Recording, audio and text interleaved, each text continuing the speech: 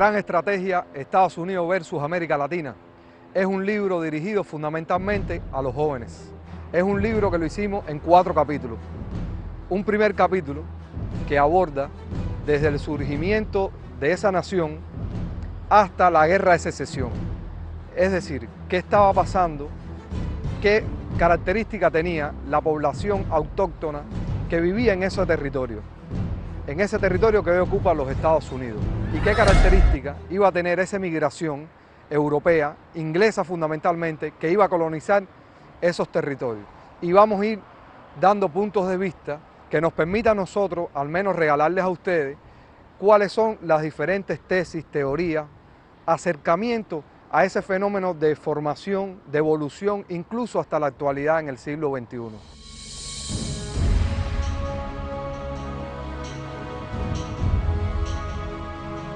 A inicios del siglo XVII, se calcula que en los territorios que ocupa Estados Unidos vivían aproximadamente 2 millones de habitantes nativos, distribuidos en cerca de 500 grupos étnicos que tenían una rica cultura autóctona. Esta es la realidad que existía cuando comenzó la colonización inglesa.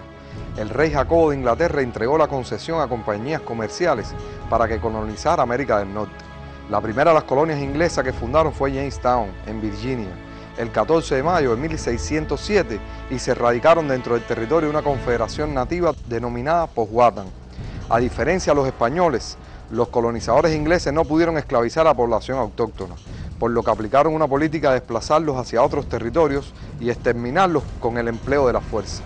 En toda esta época, la emigración no se detuvo y se sumaron otros europeos. A fines de la primera mitad del siglo XVII, la población asentada era bastante heterogénea. Holandeses, franceses, daneses, noruegos, suizos, los propios ingleses, escoceses, irlandeses, alemanes, polacos, portugueses e italianos. Es así como se forman las 13 colonias en Norteamérica. El 4 de julio de 1776 declaran la independencia de las 13 colonias de Norteamérica y le declaran la guerra a los ingleses. Sostenemos como evidentes estas verdades, que todos los hombres son creados iguales, que son dotados por su creador de ciertos derechos inalienables.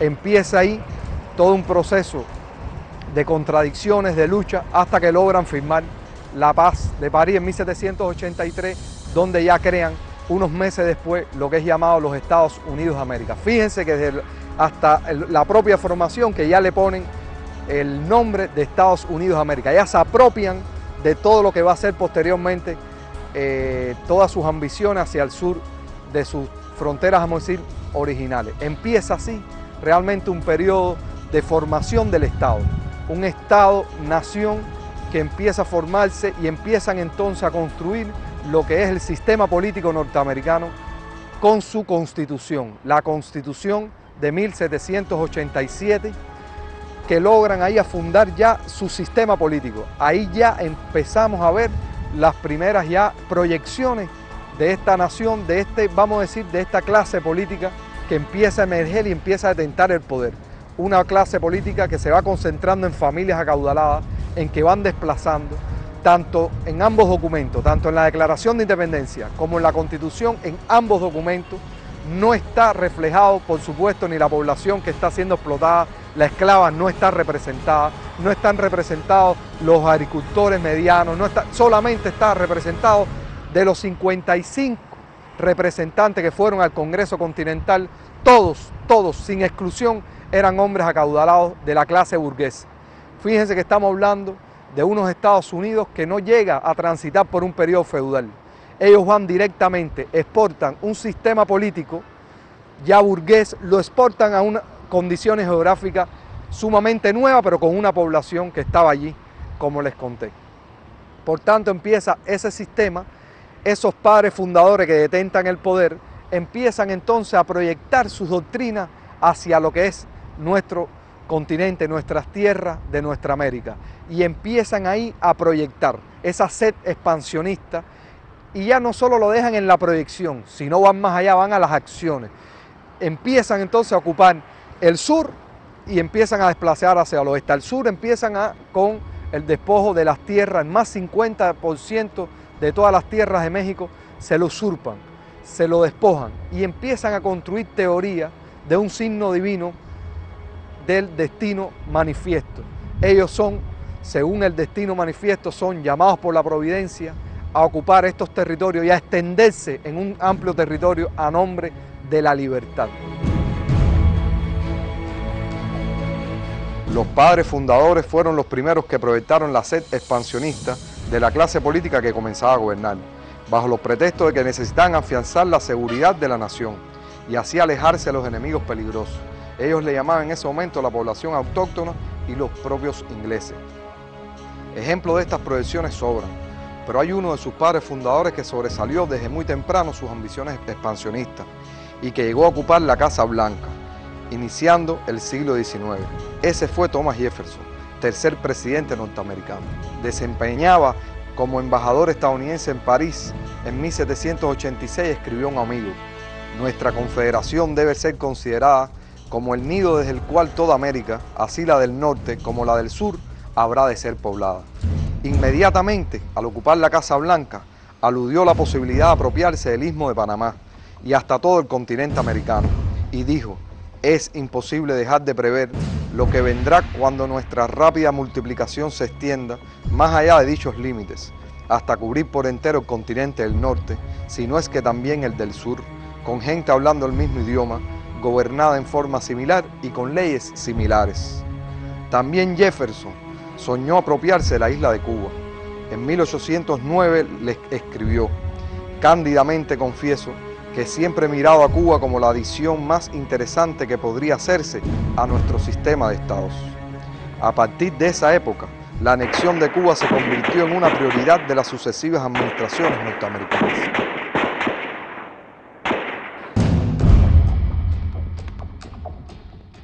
El primer capítulo culmina con la llamada guerra civil o de secesión entre el norte y el sur, y contamos en el libro cómo se incrementaron las contradicciones internas entre los territorios del norte, capitalista, burgués y manufacturero, contra los del sur, esclavista, aristocrático y agrícola.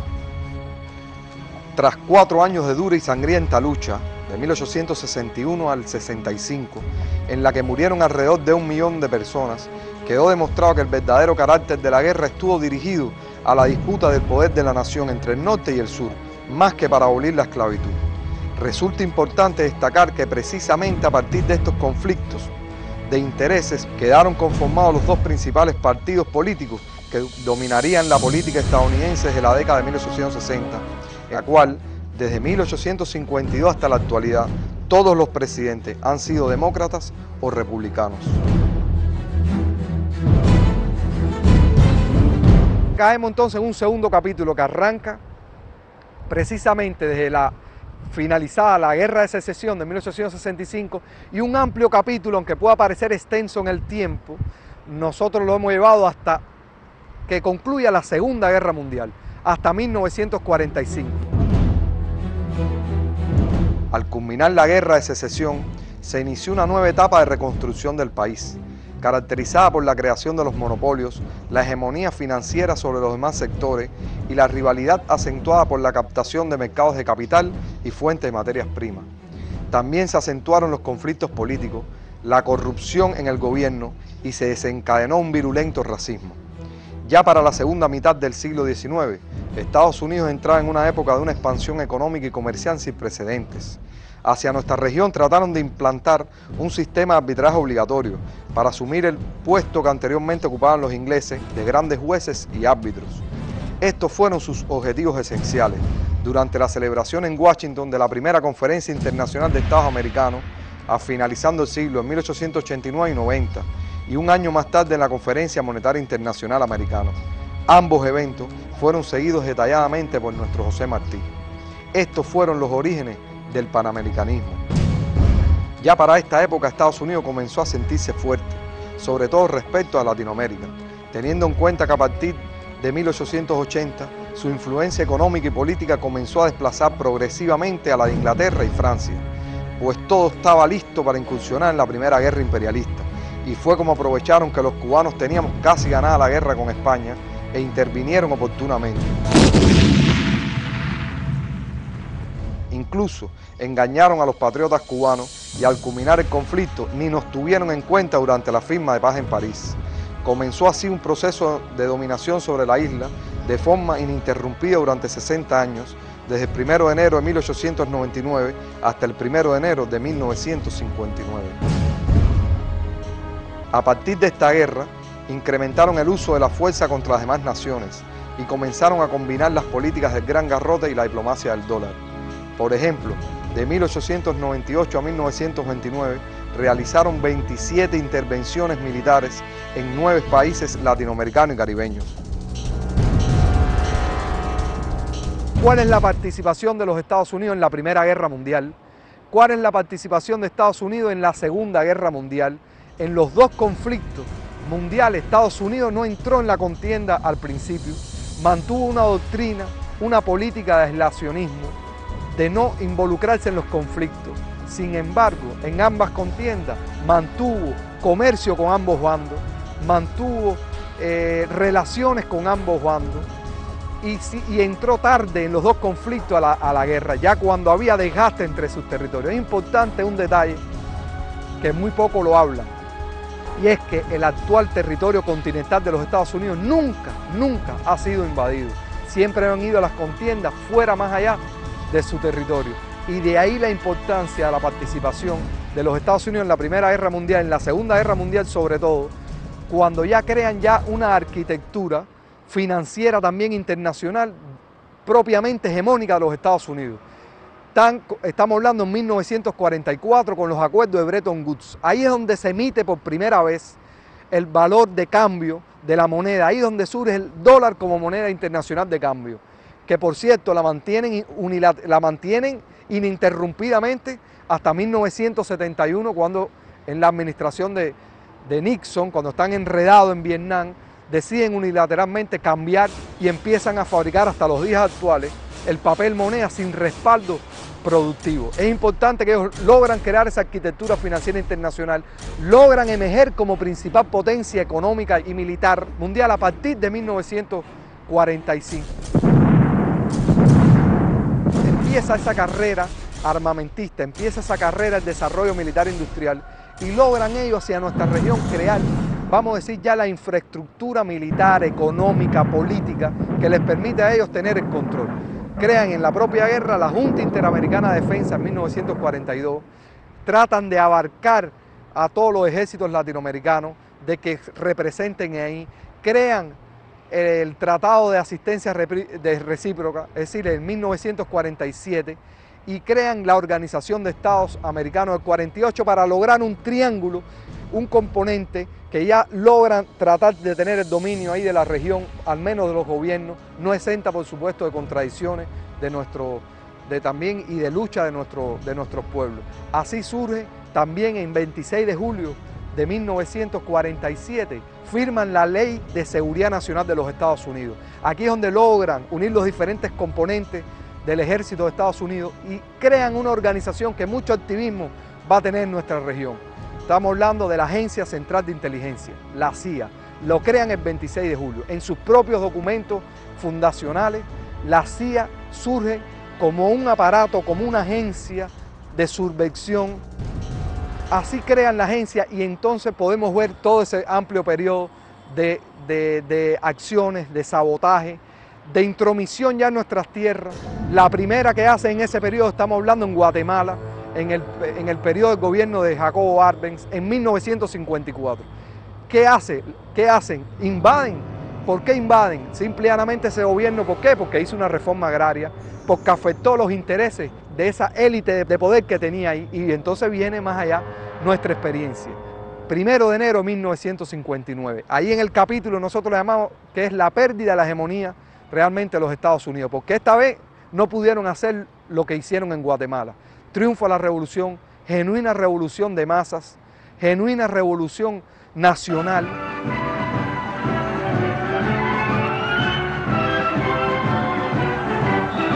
Sin embargo, el líder histórico de la Revolución Cubana, el comandante en jefe Fidel Castro, visitó ese propio año, en el 59, los Estados Unidos. Y allí mismo él lo dijo bien claro, podemos observarlo, podemos escuchar a él, cómo él expresa cuál es la verdadera intención de mantener las relaciones con los Estados Unidos, pero respetando la soberanía nacional. Here you in the United States are accustomed to see government coming for money? No. I came for good relations, for good understanding, for good economical relations. We are now poor country, but in a rich, poor people, but in a rich country. What we want is to work in our rich country. Ahí él tuvo un encuentro en aquel entonces con el vicepresidente Richard Nixon, y ahí están los escritos, los apuntes que dice Nixon, y otros apuntes también muy importantes, poco conocidos, lo tratamos de poner en el libro. Estamos hablando de diciembre del 59 todavía, una reunión en la Casa Blanca entre el presidente Eisenhower y Dulles, el jefe de la CIA, donde habían creado un grupo de estudio para ver qué estaba pasando en Cuba. Y llegan a la conclusión de que era un proceso revolucionario puramente autóctono, y entonces Eisenhower le dice a Dulles, el jefe de la CIA, bueno, ¿y qué alternativa tenemos? Y decimos, la alternativa que tenemos es eliminar físicamente a Fidel. Estamos preocupados de que la influencia cubana se extienda hacia Latinoamérica y el Caribe. Y entonces de ahí empiezan todos los planes de atentados muy conocidos, que nunca lograron sus objetivos de tratar de eliminar físicamente, moralmente, espiritualmente a nuestro comandante, que está ahí invicto, y no lo han logrado. No importa que cualquiera de nosotros caiga, lo que importa es que esa bandera se mantenga en alto, que la idea siga adelante, que la patria viva. Vienen las amenazas, vienen los sabotajes, viene el sabotaje, el vapor la cubre.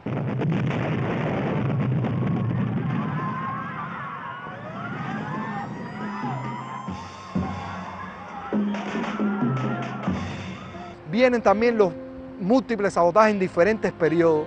Estamos hablando ya, llevándolo hasta el 2001. Está el hecho que no tiene explicación, no tiene calificativo, del hecho del crimen de Barbados. Aquí mismo, en esta plaza, el comandante en jefe dio sus palabras que pueden escuchar. Nos reunimos hoy en esta histórica plaza para despedir, aunque solo sea casi simbólicamente, los restos de nuestros hermanos asesinados en el brutal acto de terrorismo perpetrado contra un avión civil en pleno vuelo, con 73 personas a bordo, de ellas 57 cubanos.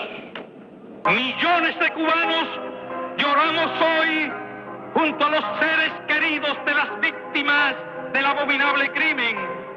Y cuando un pueblo enérgico y viril llora, la injusticia tiembla. Patria o muerte, venceremos. Y van entonces creando, siguen buscando siempre. Ellos son los maestros de construir pretextos, de construir justificaciones para mantener, sobre todo me estoy refiriendo a la élite política que siempre ha dirigido invariablemente estas 44 administraciones, desde George Washington hasta Obama. Todas ininterrumpidamente han mantenido esa gran estrategia imperial intacta, no exenta de contradicciones. Cuando supuestamente el periodo de Guerra Fría había concluido con el derrumbe del campo socialista, el neoliberalismo estaba en pleno apogeo y la bandera del socialismo solo era defendida por la Revolución Cubana, llegó a la presidencia el comandante Hugo Chávez Frías, con la victoria electoral el 6 de diciembre de 1998, al frente de un movimiento revolucionario de inspiración bolivariana. Con un sorprendente respaldo de masas, comenzó un proceso de profundas transformaciones sociales y políticas. Este acontecimiento marcó una nueva etapa en las relaciones entre Estados Unidos y América Latina y el Caribe, al existir una ruptura en la política de dominación en la región, similar al impacto que generó la Revolución Cubana, pero esta vez empleando el proceso electoral como mecanismo de lucha. Y llegamos a un capítulo, cuarto capítulo, con la administración de George W. Bush hijo, y Barack Obama. Una primera administración a partir sobre todo de los hechos del 11 de septiembre, del derribo de las Torres Gemelas, todavía con muchas tesis e hipótesis del verdadero, si fue ataque o fue un autoataque, pero bueno, eso lo dejemos para la historia, dirá realmente cuáles fueron las causas fundamentales de eso. Lo que no hay duda que ellos sentían la necesidad a partir del derrumbe del campo socialista, la necesidad de buscar y orquestar otros pretextos, de buscar otros esquemas que aglutinaran su agenda militarista hacia la región.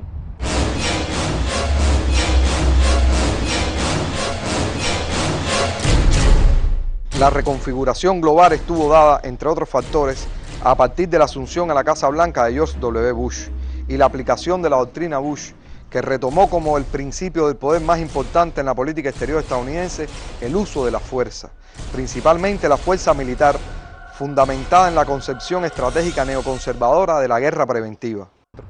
Y llegamos entonces a la época actual de Barack Obama. Ahí hacemos un primer acápite de ese capítulo cuando estamos hablando ya de Obama y le llamamos el Obama de los libros.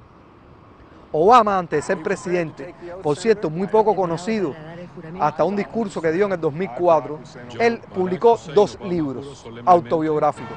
En estos 2 libros autobiográficos también hacemos un análisis de cómo la gente empezó a conocer, el público norteamericano empezó a conocer un Obama por los libros, realmente su pensamiento, quién era su padre.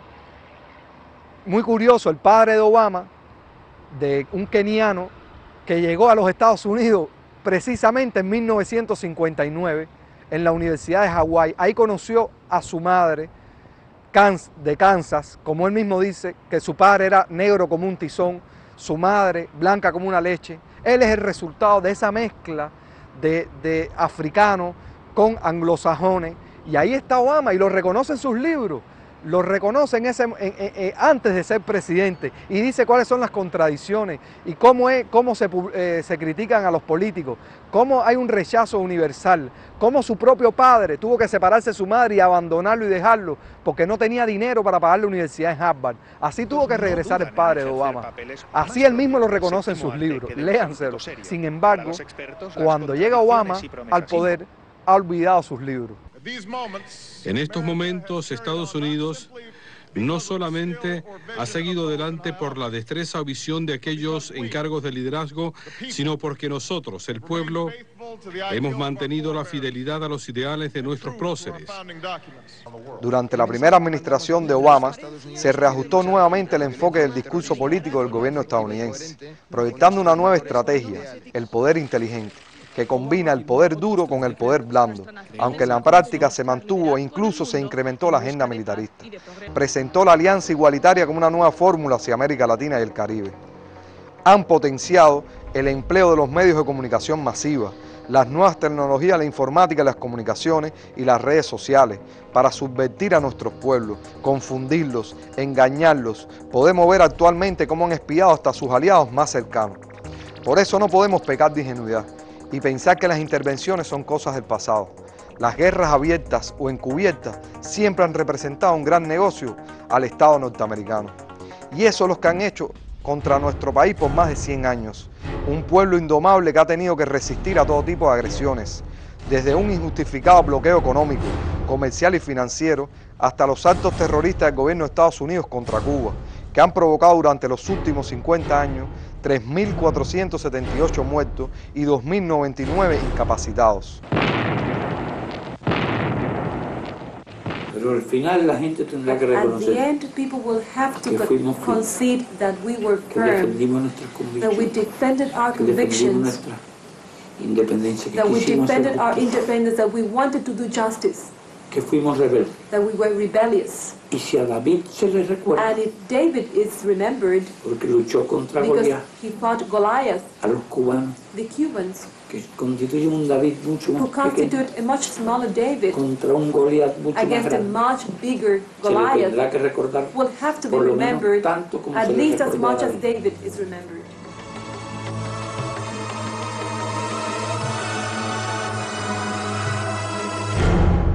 No olvidar que aún en el siglo XXI, las oligarquías nacionales, con la autoría, la complicidad o la tolerancia al gobierno de los continúan aplicando la misma receta. Golpe militar contra el presidente constitucional de la República Bolivariana de Venezuela, Hugo Chávez, en el 2002. el golpe petrolero un año más tarde, en el 2003, el golpe de Estado contra el presidente constitucional de Haití, Jean Bertrand Aristide, en el 2004, el intento desestabilizador y secesionista contra el Estado plurinacional de Bolivia y el presidente constitucional Evo Morales en el 2008, el golpe militar contra el presidente constitucional de Honduras, Manuel Zelaya, en el 2009, el intento de golpe de Estado contra el presidente constitucional de Ecuador, Rafael Correa, en el 2010, el golpe de Estado parlamentario contra el presidente constitucional de Paraguay, Fernando Lugo, en el 2012.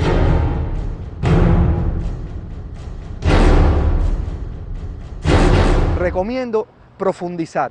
El libro no es más que ese recorrido, ese amplio recorrido de varios siglos.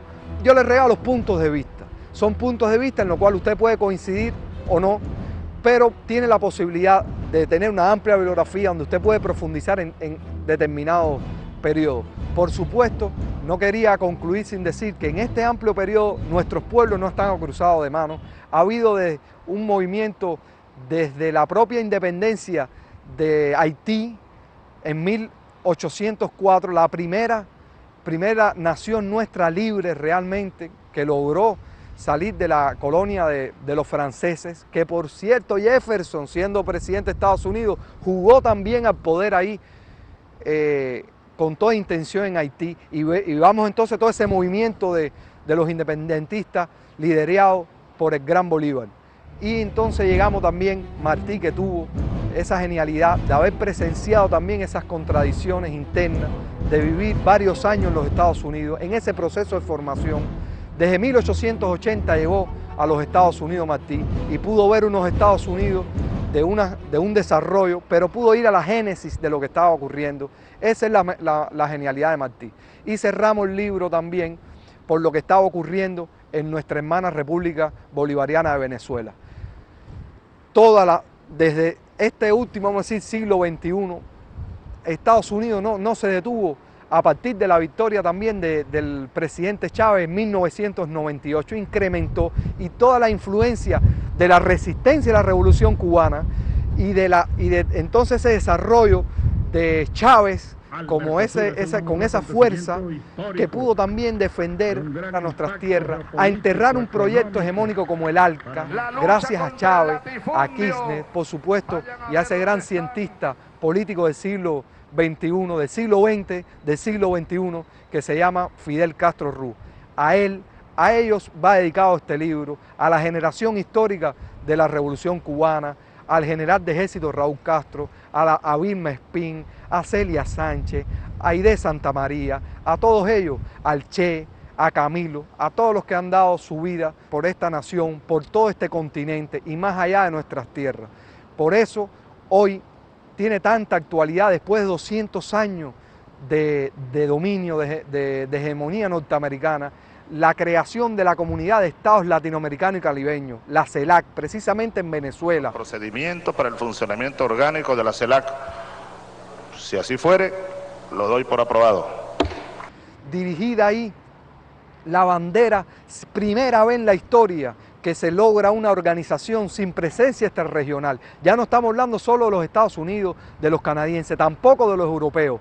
Primera vez de la importancia que tiene esta comunidad de estados latinoamericanos y caribeños.